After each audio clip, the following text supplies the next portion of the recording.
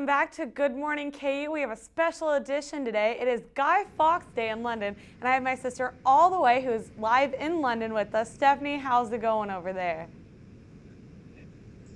Hi, Kaylee. It's great, bonfire night tonight. Excited for all the festivities that are going to go on. So what exactly are you guys celebrating? I understand there was a big bombing that happened today, a while ago. Yeah, in 1605 there was a guy called Guy Fawkes who tried to blow up the Houses of Parliament, which is a big building here in London. And obviously the king was in there, so he was going to try and kill the king. But his plan was foiled, and he was caught at the last minute with a load of gunpowder. And the whole thing was stopped. And so lots of people had big bonfires to celebrate the fact that he lost.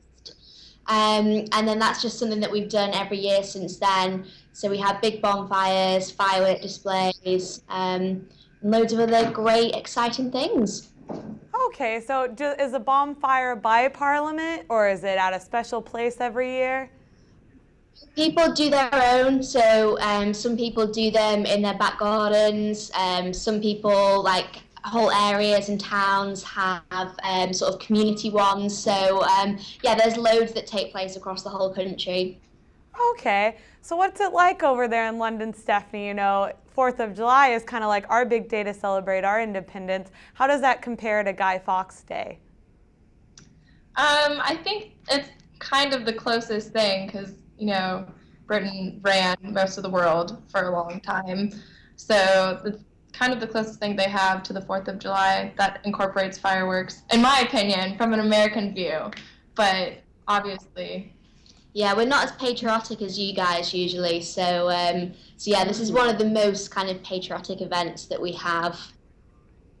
Okay, so Stephanie, elections here in America were yesterday. Were you able to vote? I did not get to send out my absentee ballot in time. It's kind of difficult being this far away, but I wish I could have. When does the UK have their elections? May. I have been told by colleagues, because I don't know.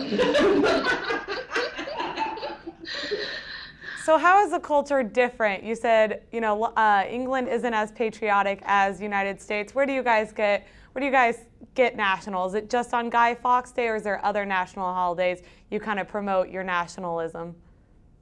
Well, I think, as you're probably aware, we are big fans of the royal family. So when Kate and Wills got married, that was a national day off, so no one had to go to work. That was a big celebration. We obviously have Remembrance Day, which is next week on the 11th of November. So if you guys Google the Tower of London, you'll see that we've got hundreds and thousands of poppies on display to represent all the people that died fighting for us in the wars. Football, that's a huge thing here. People get very, very passionate about their sort of local home teams playing. Not something I'm personally that interested in, but a lot of people do enjoy it. So there are a lot of events that yeah, British people really get behind. All right, and now you guys are 6 hours ahead of us. When do festives begin usually for Guy Fawkes Day? Given that most of it is obviously like fireworks and big bonfires, we're kind of waiting for it to go dark. So it's 4 o'clock here now, and it's starting to go a little bit grey outside. So once it's probably sort of pitch black this evening, that's when everything will start kicking off. So do you guys get tomorrow off for celebrating all tonight? Sadly not, but we can ask. My boss is in the room, so we'll ask him if he'll perhaps let us have the day off. Would be nice. No way. All right. Well, thank you guys so much for Skyping in with us. It's good to see you, Steph. You guys have a great Guy Fawkes Day, and we'll be right back with Bella and our guest from Rock Chalk Video. Thanks.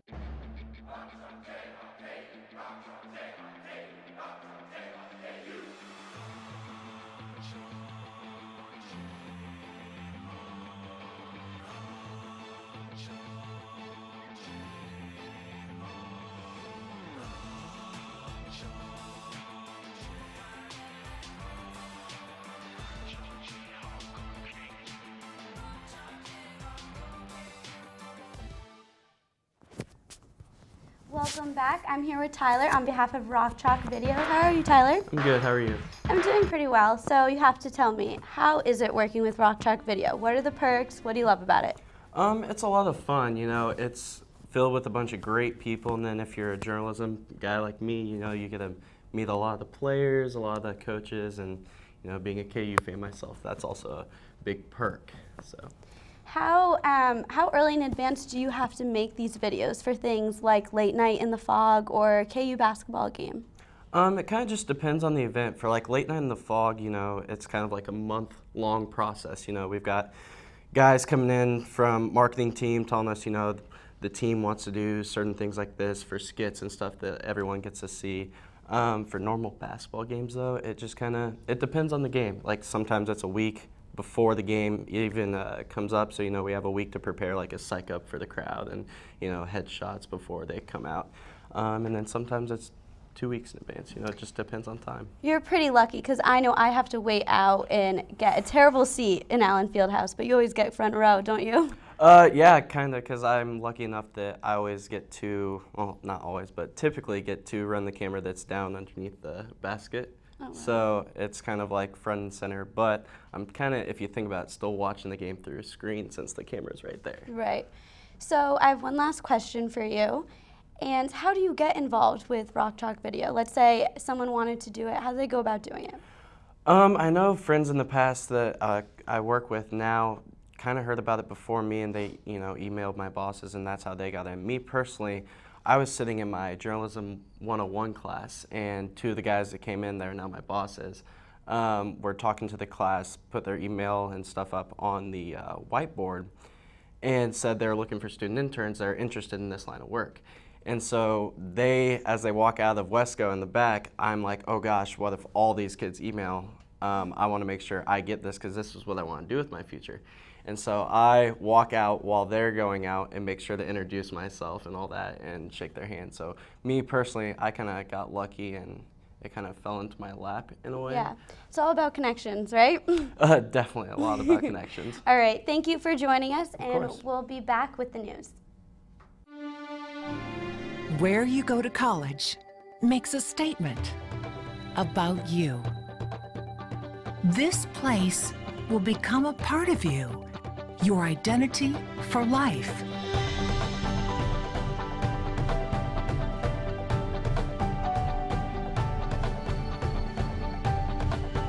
The University of Kansas, a great place to be you.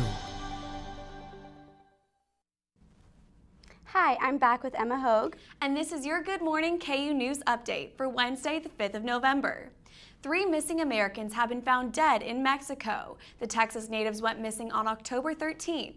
The bodies were found by their hands and feet. They have been laid to rest in El Control, Mexico. Israeli police injured 15 people at the Temple Mount in Jerusalem on Wednesday. Young Arabs threw stones and set off fireworks at Israeli police. According to CNN, some are claiming that the police were really clearing the way for Jewish protesters. And 2 pastors in Florida have been charged with feeding the homeless in public on Sunday. According to CNN, a new law in Florida bans public food sharing. The pastors face possible jail time and a $500 fine. Lawrence has rejected a possible $28 million police headquarters. The headquarters would require a 0.2% sales tax. Voters rejected the possibility of a new, bigger headquarters for police.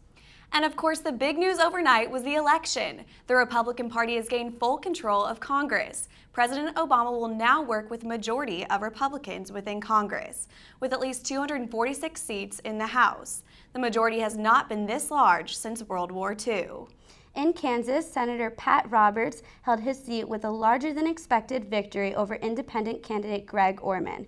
Roberts received 53% of the vote, while Orman only gathered 42%. Libertarian candidate Randall Batson received just over 4%. And Kansas Governor Sam Brownback has also been reelected. He defeated Democratic candidate Paul Davis. This makes Brownback only the 2nd Republican governor in Kansas to win re-election in 50 years. And that will wrap it up for today's update. After the break, Joshua will join us with the weather.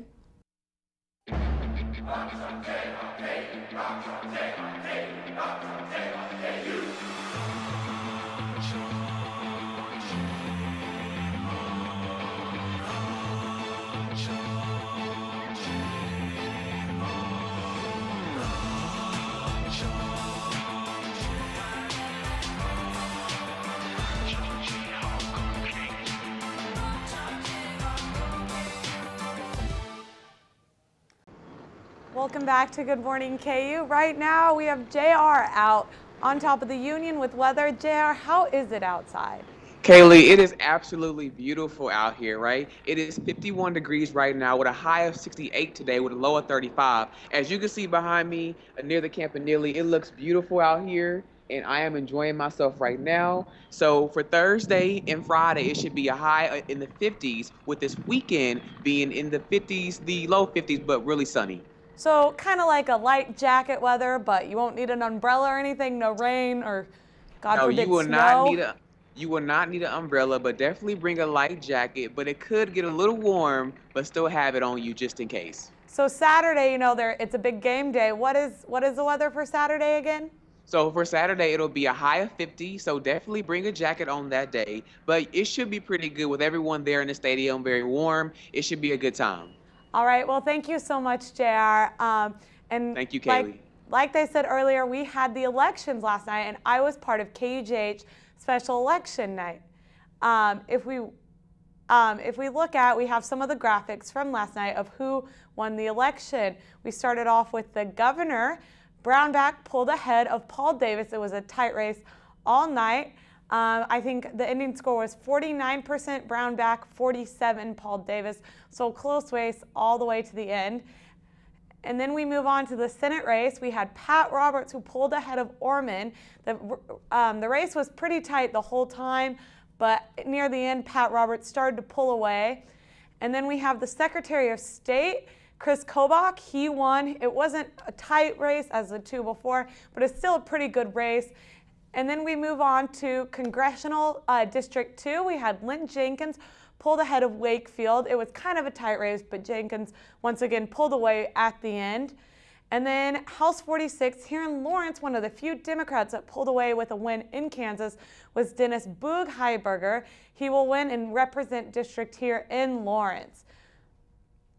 So mostly, it turned out to be a Republican state. A couple Democrats won here and there. Republicans did take over both the House, Senate. So that was the election night for you. But if you want any more information, you can visit Kansan.com. I'm Kaylee Taylor. Thanks for joining us.